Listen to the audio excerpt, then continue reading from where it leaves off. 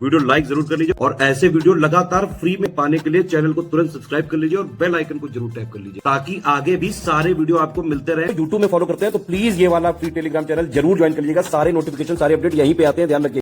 मेरा नाम है वैभव और आप लोग देख रहे हैं UP PSC best online coaching YouTube channel. दोस्तों 2000 क्वेश्चन का जो हमारा सीरीज है करंट अफेयर्स का, उसका आज ये 69th वीडियो है।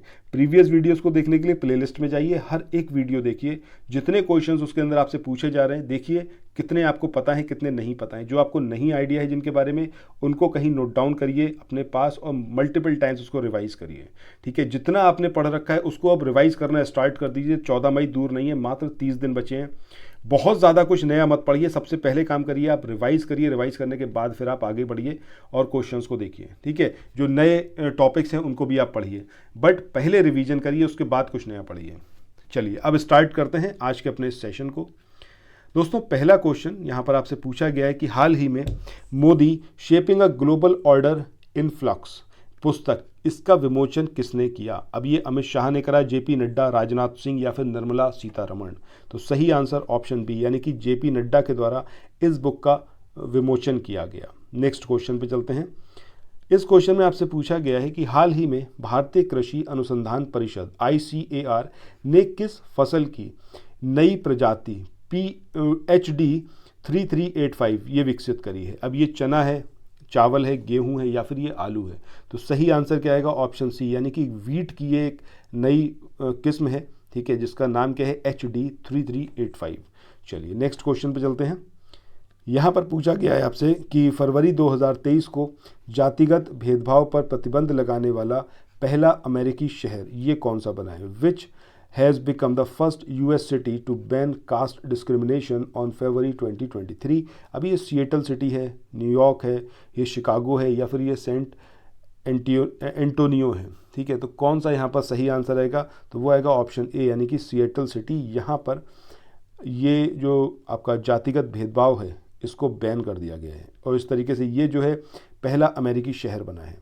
नेक्स्ट क्वेश्चन की बात करें, संसद रत्न अवार्ड 2023 में कुल कितने सदस्यों और 2 संसदीय समितियों को सम्मानित किया गया? How many members and 2 parliamentary committees have been honoured in the Sansad Ratna awards 2023? तो सही आंसर क्या आएगा आपका? ऑप्शन सी यानी कि 13। इसके बाद नेक्स्ट क्वेश्चन पे चलते हैं। यहाँ पर आपसे पूछा गया है फरवरी 2023 में केंद्रीय मंत्रिमंडल ने भारत के 22वें विधि आयोग के कार्यकाल को कब तक के लिए बढ़ाने की मंजूरी दी है? अब ये 1 जुलाई 2024 है, ये 31 दिसंबर 2024 है या फिर 31 अगस्त 2024 है? तो सही आंसर क्या आएगा? ऑप्शन सी यानी कि 31 अगस्त 2024 इस तक बढ़ाया गया है। 22nd law commission of India, बहुत इंपॉर्टेंट है ये, इसको ज़रूर याद रखें। अच्छा, कमेंट सेक्शन में ये बताइएगा, लॉ कमीशन की अगर हम बात करते हैं तो क्या ये एक संवैधानिक निकाय है, कॉन्स्टिट्यूशनल बॉडी है या फिर क्या कुछ है? ये बताइएगा कमेंट सेक्शन में, ठीक है। और अभी लॉ कमीशन के जो प्रेसिडेंट हैं वो कौन है? चलो नेक्स्ट क्वेश्चन पे चलते हैं। यहाँ पर पूछा गया है आपसे फरवरी 2023 में सरकार ने मिशन कर्मयोगी की निगरानी के लिए किसके नेतृत्व में 7 सचिवों सहित एक शीर्ष पैनल का गठन किया है? काफ़ी इंपॉर्टेंट क्वेश्चन है, याद रखिएगा इसको। अब ये अजय कुमार भल्ला हैं, प्रदीप कुमार सिन्हा हैं, राजीव महर्षि हैं या फिर ये आपके राजीव गौवा हैं? तो सही आंसर यहाँ पर क्या आएगा? आंसर डी यानी कि राजीव गौवा, इनकी अध्यक्षता में इस पैनल का गठन किया गया। This is very important.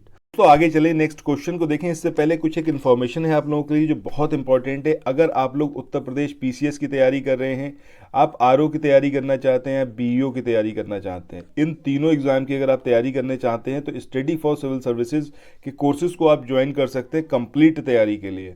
ये वन स्टॉप डेस्टिनेशन है, यहाँ पर आपको सब कुछ मिलेगा, जिसमें स्टडी मटेरियल रहेगा, टेस्ट सीरीज रहेंगी, पेड क्विज रहेंगी, सब कुछ आपको एक ही जगह पर मिलेगा और ये सब कुछ सफिशिएंट होगा आपके एग्जाम को क्रैक करने के लिए, एग्जाम को निकालने के लिए। लेटेस्ट ग्रुप स्टार्ट हो चुके हैं और उन ग्रुप में आपको एडमिशन लेने के लिए सिंपली जो ये नंबर मैं आपकी स्क्रीन पर लिख रहा हूँ, इन नंबर्स पर आप कॉल कर सकते हैं। 8564880530 इस नंबर पर आप संपर्क कर सकते हैं। इसके अलावा 9696066089 इस नंबर पर कांटेक्ट कर सकते हैं या फिर आप 7523864455 इन तीनों में से किसी भी नंबर पर कॉल करके आप हमसे संपर्क कर सकते हैं और ये लेटेस्ट ग्रुप जो है इसमें आप एडमिशन ले सकते हैं।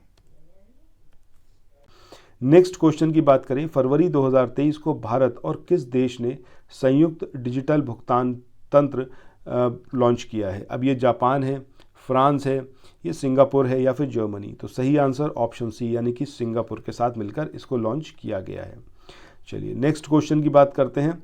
यहाँ पर आपसे पूछा गया है दादा साहब फाल्के अंतर्राष्ट्रीय फिल्म महोत्सव पुरस्कार 2023 में किस फिल्म ने सर्वश्रेष्ठ फिल्म का पुरस्कार जीता है? अब ये राम सेतु है, ये द कश्मीर फाइल्स है या फिर ये RRR है या फिर ये सम्राट पृथ्वीराज है? तो सही आंसर क्या आएगा यहाँ पर? ऑप्शन बी यानी कि the Kashmir files.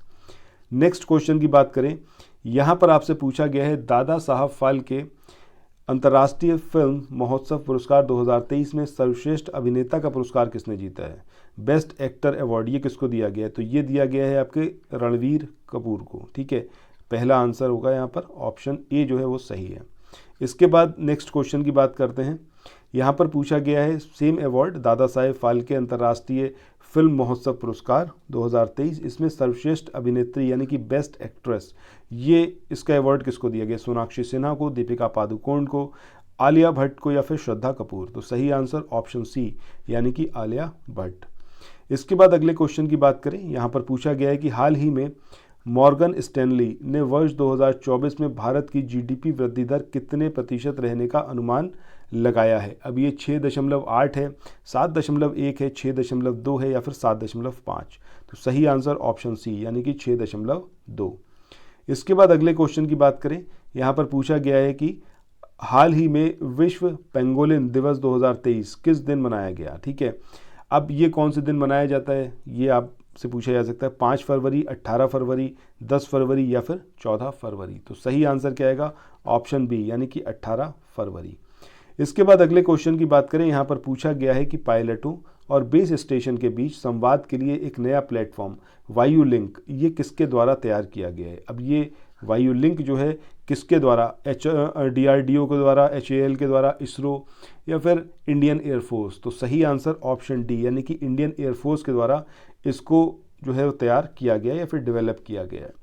Next question की बात करें, यहाँ पर आपसे पूछा गया है कि हाल ही में किस केंद्रीय मंत्री ने फिजी में सरदार वल्लभ भाई पटेल की आवक्ष प्रतिमा का अनावरण किया है? अब ये अनुराग ठाकुर हैं, ये अमित शाह हैं या फिर ये आपके राजनाथ सिंह हैं या फिर जयशंकर हैं? तो सही आंसर ऑप्शन डी यानी कि S जयशंकर। चलिए नेक्स्ट क्वेश्चन पे चलते हैं।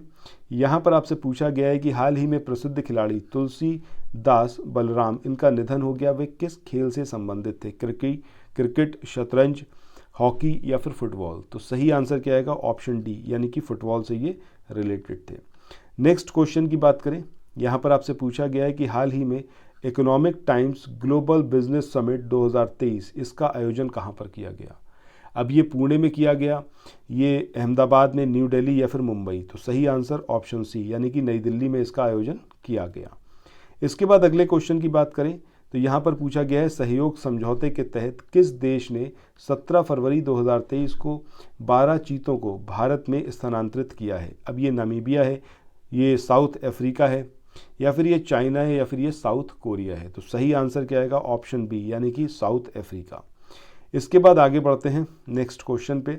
यहाँ पर आपसे पूछा गया है राष्ट्रपति श्रीमती द्रौपदी मुर्मू ने 16 फरवरी को किस शहर में आयोजित अंतर्राष्ट्रीय इंजीनियरिंग और प्रौद्योगिकी मेला 2023 यानी कि IETF इसका उद्घाटन किया? अब ये नई दिल्ली में हुआ था या फिर ये अहमदाबाद में या फिर पुणे में या फिर ये हुआ था मुंबई में? तो इसका सही आंसर क्या आएगा आपका? ऑप्शन ए यानी कि नई दिल्ली में इसका आयोजन किया गया था। इसके बाद अगले क्वेश्चन की बात करें, यहाँ पर आपसे पूछा गया है हाल ही में जी कृष्ण रेड्डी ने कितने कलाकारों 3 संयुक्त पुरस्कारों सहित को उस्ताद बिस्मिल्लाह खां युवा पुरस्कार 2019, 20 और 21 प्रदान किया? अब ये 102 है, 108 है, 116 या फिर ये है 120? तो सही आंसर ऑप्शन ए होगा यानी कि 102 कलाकारों को इस सम्मान से सम्मानित किया गया। इसके बाद आज के इस वाले सेशन के लास्ट क्वेश्चन पे आ चुके हैं। यहाँ पर पूछा गया है किन 2 देशों के बीच संयुक्त सैन्य अभ्यास धर्म गार्जियन का चौथा संस्करण 17 फरवरी से 2 मार्च 2023 तक जापान में शिगा प्रांत के केप इमाजू में आयोजित किया गया। अब ये जो आप मतलब भारत जापान है या फिर अब देखिए इसका क्वेश्चन से के अंदर से ही आपको आंसर मिल गया है कि भैया आंसर क्या होगा आपका, भारत और जापान। सो दोस्तों इसी के साथ इस वाले सेशन को यहाँ पर एंड करते हैं, फिर मिलते हैं नेक्स्ट सेशन में। टिल देन अपना ख्याल रखिए और खूब पढ़ते रहिए। Bye bye.